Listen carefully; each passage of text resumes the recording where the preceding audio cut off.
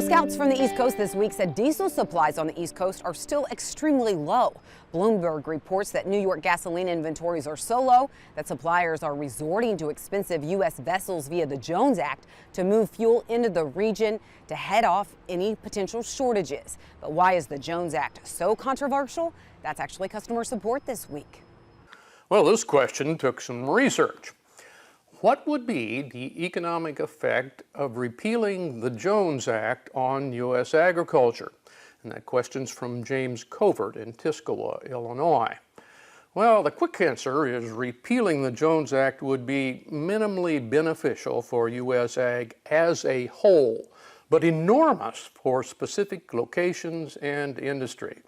Now, to recap here, the 1920 Jones Act requires all waterborne shipping between U.S. ports to be done on U.S.-built, owned, flagged, and manned ships.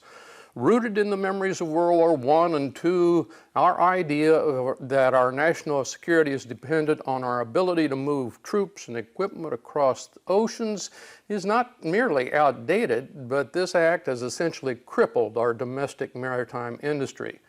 We simply are no longer a maritime shipping country. Our container capacity is less than 0.1% of global capacity, for example.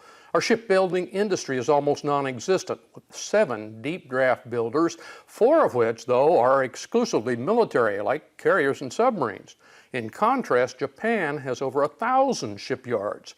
Our domestic ocean shipping industry is wildly uncompetitive, with costs as much as double or more for shipping. It's stuck in the 1940s, thanks to the Jones Act.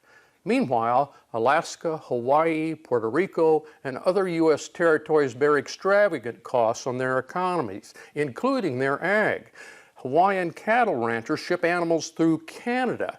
North Carolina hog operations buy corn from Canada, and Puerto Rico sources fuel from Nicaraguan refineries rather than U.S.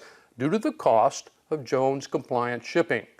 To be sure, such headaches don't nudge the soybean supply and demand curve much, but this counterproductive law has not saved our merchant marine nor improved our national defense. During Desert Storm, for example, the U.S. military used ships from everywhere, and it only shipped about 1/6 of the materiel on U.S. bottoms.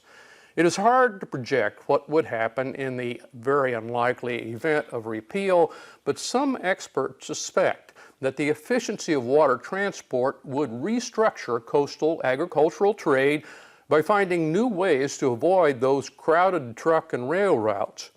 The repeal of the Jones Act has been a nominal ag priority for decades, but the burdens it imposes are carried by so few that it falls too far down our list of legislative goals.